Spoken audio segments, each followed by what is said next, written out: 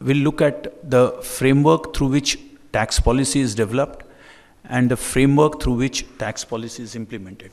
I mean, we'll take a look at what the position is today, what has been the experience of other countries, and what is the way forward in terms of designing a future framework for this country. Now, the as-is for developing tax policy is, today what happens is it is exclusively in the domain of the MOF. That's pretty much all over the world. But within the MOF, it is fragmented across departments. Part of it is sitting within Department of Revenue, and part of it is sitting within the Economic Division in the Department of Economic Affairs. So you don't have an integrated tax policy unit as of now. I mean, Economic Division does its own exercise, and the Revenue Department does its own exercise. And today, there used to be a system where both these analysis would get integrated at the CA and the Finance Secretary level, but unfortunately that has collapsed. Now, as a result, the position today is there is a strong dominance of the tax administration in the whole policy making exercise. And that is why you see some of the issues that came up in the last 2-3 years in terms of retrospective amendments, purely on consideration of revenues, and rather than on a larger analysis. See, at the top you have the finance minister, and you have 5 departments in the ministry, but for our discussion purposes, we'll only take 2 departments, Department of Revenue, and we'll take the Department of Economic Affairs. Now, Department of Revenue is headed by the Revenue Secretary, and I assume that the Secretary, Department of Economic Affairs, is the Finance Secretary. Now, under the Revenue Secretary, you have the CBDT and the CBEC, which are really the tax administration bodies administering over direct taxes and indirect taxes. And then you have 2 tax policy units, one for direct taxes and one for indirect. The direct taxes is known as TPL and the other one is known as TRU. Now, interestingly, the TPL is headed by 2 joint secretaries, 4 directors, and 4 undersecretaries. It's a team of 10 people. And TRU is about 15 or 20 people. Now, out of these 10 people, the joint secretary effectively, none of these 10 officers are officers of CBDT. They are officers of revenue, unlike what most people believe. It just so happens that they are from the IRS. They belong to the same club as the members and chairman of CBDT. But otherwise, they are officers of the Department of Revenue. So, in fact, CBDT doesn't have its own secretariat. The director in the policy wing also is the ex officio secretary of the CBDT. And the joint secretary does not hold any position in CBDT. So to that extent, even though they are people from the IRS, they are independent of the CBDT. But when the proposals are processed for any changes in the tax policy, then they are routed through the member and the chairman up to the secretary. So to that extent, there is an involvement of the CBDT. And of course, because the TPL is manned by IRS people, you can say it is dominated by the IRS. Now, this is how the structure is within the Revenue Department. Now, on the DA side, you have, under the Finance Secretary, the Chief Economic Advisor, who heads the Economic Division. And in the Economic Division, you have a Public Finance Unit, which is responsible for tax analysis. Now, ordinarily, what used to happen in the 80s, I recall when I joined as Undersecretary, all tax proposals from the Revenue Secretary, after being processed by the TPL, would normally be marked to the Chief Economic Advisor, and from there to the Finance Secretary and to the Finance Minister. I mean, that was a standard practice if you took up any. So there was an involvement of both the tax administration and economist, as we would call it, into the tax analysis work. Now, sometimes in the middle of mid-90s, the system collapsed. The Revenue Secretary became the ultimate authority on tax policy at the bureaucratic level, and he started marking the files straight to the finance minister. And there were, at some point in time, even there was no CA in the government of India. There was to come for some, there were a lot of gaps in terms of appointment, delays in the appointment. So eventually what happened was the Revenue Secretary became the final authority at the bureaucratic level in deciding on tax proposals. So the economic input which used to come from economic division, that ceased to be added to that analysis. Now, over time, this got kind of institutionalized, though informally, and now we have a situation where CA and the economic division is hardly associated in terms of tax policy designing. So you have a situation where the IRS or the tax administration is dominating the policy making exercise, and you have the kind of problems that, particularly in recent times, where you've had very pro-revenue oriented proposals being brought into the legislation. Now, this being the present position, you have so therefore, in India, you have a very tax administration dominated policy making exercise. Now, let us look at situation where it is more of a treasury oriented policy making exercise, where it is more economist driven. What has happened? In fact, there's a very beautiful survey done by Oxford University for 10 countries, covering Australia, Finland, France, Germany, Ireland, Jersey, New Zealand, Sweden, UK, and USA.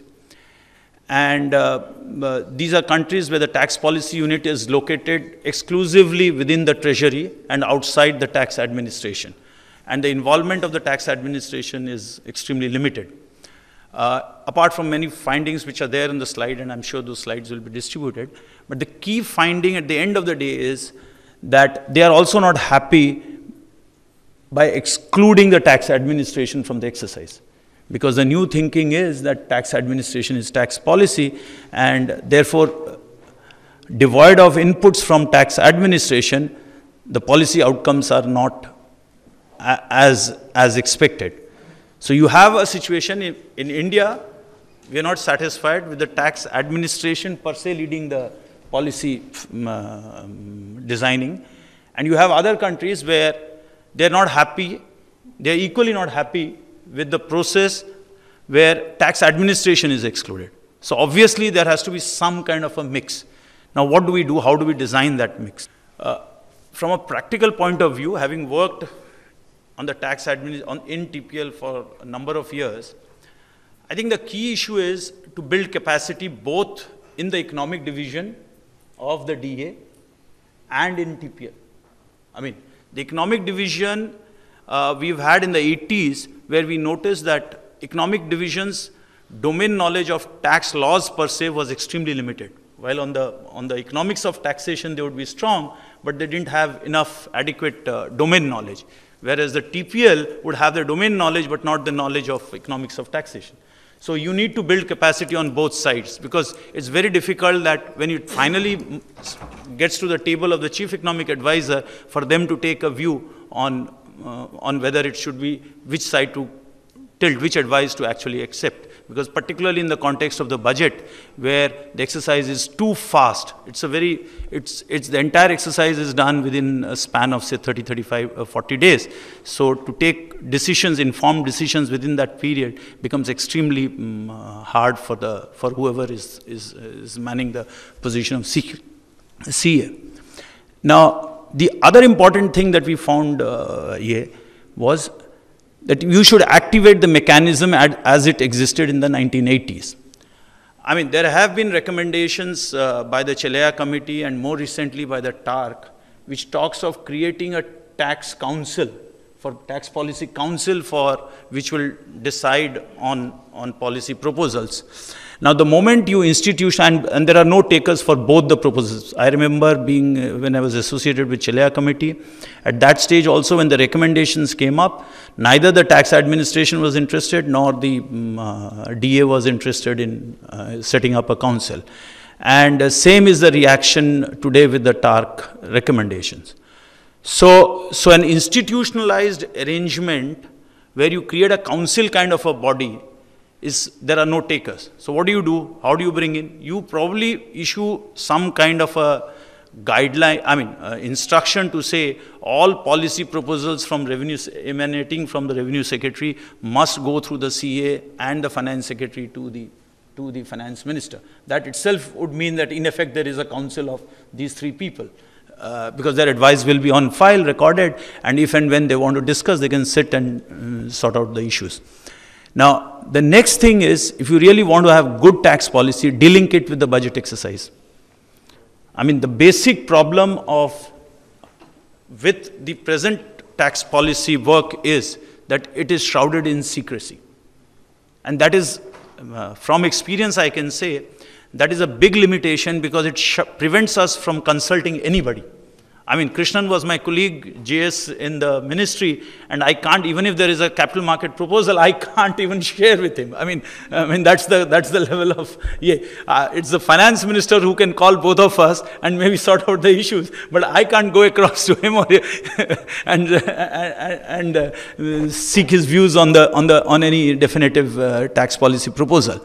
So delink the budget exercise. The moment you do that, then the whole exercise, then the access to expertise advice can go beyond the ministry. You can consult autonomous institutions, you can consult other stakeholders, you can consult trade and industry, but otherwise this is always going to remain a major problem.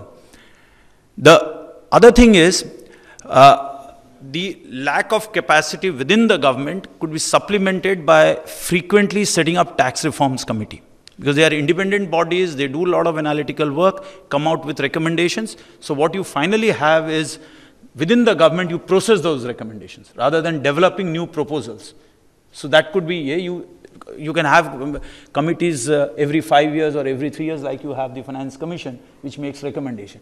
And in fact, in practice, although not by design, every 5 years we did have tax reform committees. If you really look at last year, not in the last one decade, but prior to that, if you take since 80s, every 5 years there have been some major tax reform committee which has made very meaningful recommendations, and the tax administration or whichever is the policy making unit within the government can process those recommendations. So you have, and once the reform committee's recommendations are out in public, you have inputs even from the public on this kind of thing.